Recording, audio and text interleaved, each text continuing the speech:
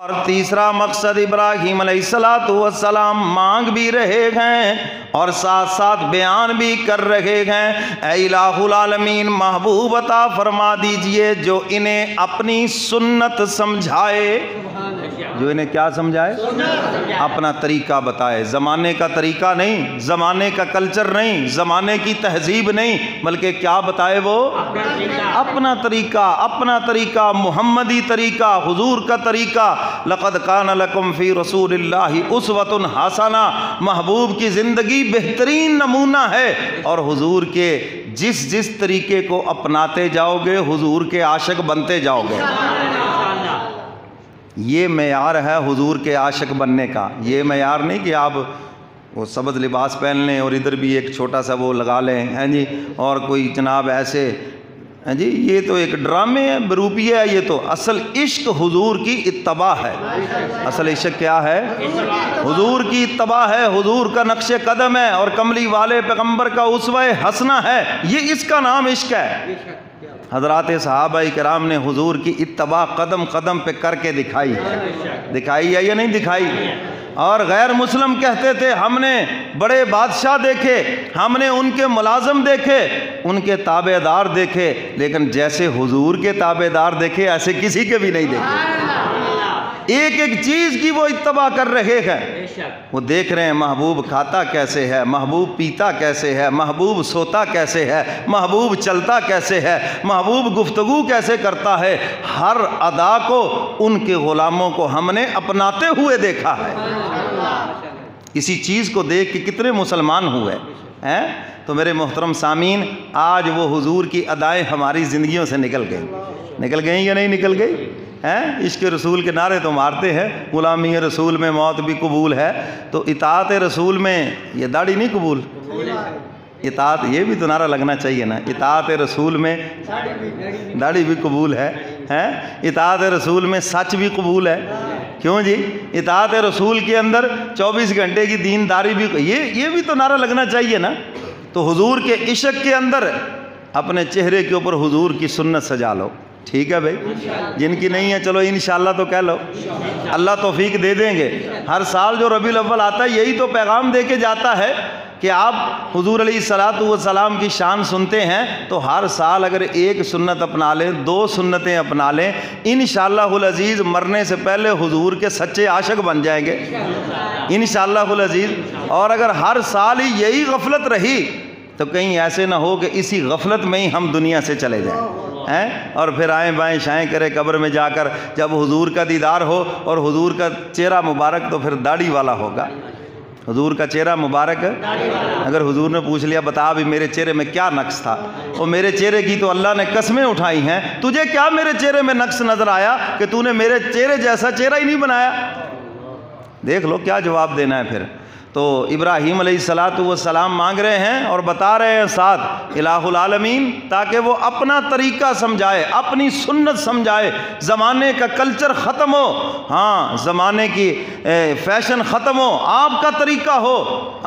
हुजूर अलैहिस्सलातु वस्सलाम की सुन्नत और हुजूर का तरीका हो तो हुजूर अपना तरीका और अपनी सुन्नत उनको समझाएं। हिकमत से ये मुराद है।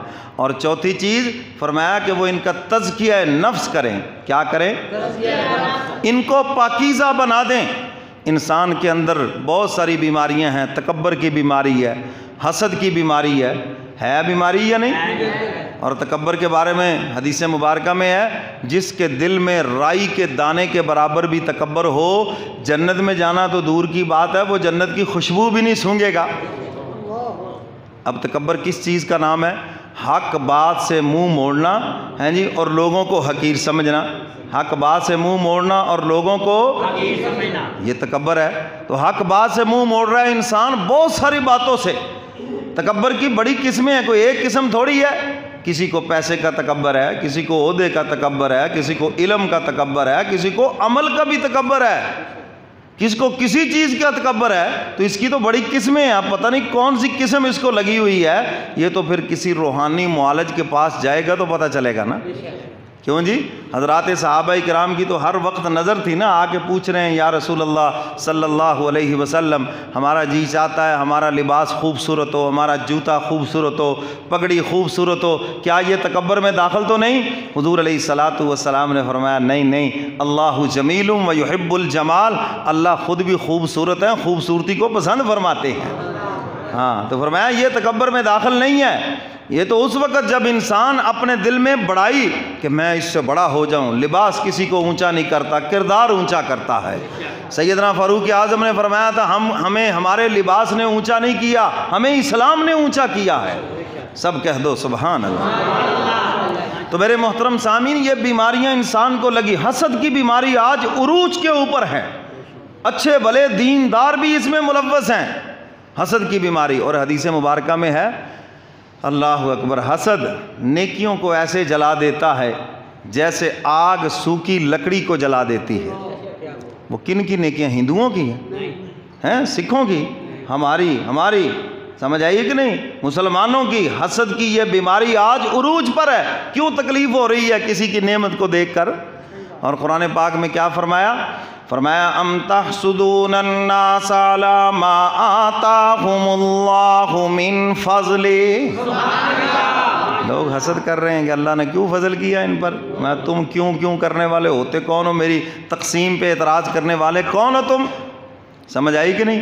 तो रिज़्क़ इज़्ज़त ये कौन देता है? तो सब अल्लाह देता है। और आप अल्लाह की तकसीम पे एतराज़ कर रहे हैं, अल्लाह ने इसको क्यों दे दिया? कि पता नहीं कित्थों आ गया जी, पता नहीं किवें आ गया जी। क्यों जी? आपको क्या तकलीफ़ है? होता है या नहीं होता? मौलवी साहब है सारे गाहक इन्हां दी दुकान ते आई जांदे, पता नहीं की गल है, साडे हल कोई नहीं आंदा। भाई आप उसकी किस्मत ले सकते हैं? तो ये तो ऊपर से फैसले हैं सारे। तो इसलिए मेरे मोहतरम सामीन, हुज़ूर अलैहिस्सलातु वस्सलाम ने तरबियत फरमाई हज़रात सहाबाए किराम की, और फिर जब उनके दिलों को पाकीज़ा बनाया तो अल्लाह ने फिर दिलों का ही इम्तिहान लिया।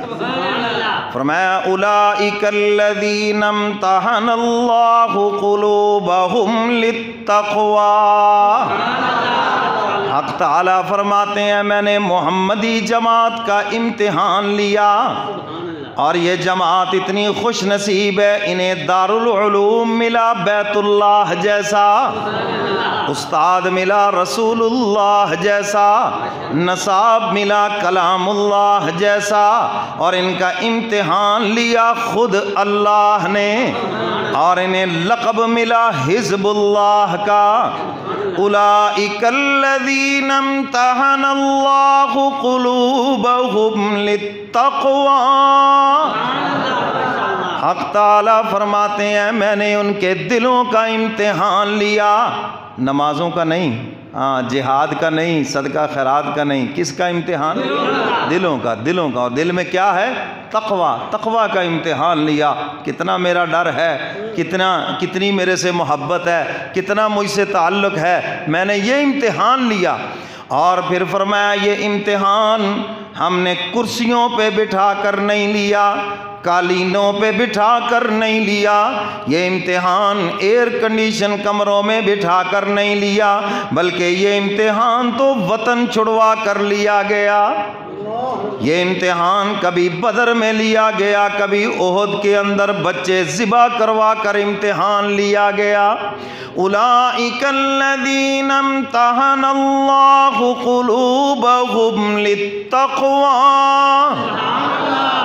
मैंने इनके दिलों का इम्तिहान लिया। इलाहुल आलमीन नतीजा क्या है? हक़ ताला फरमाते हैं उलाइका हुमुल मुफ़्लिहून। सब के सब कामयाब हैं।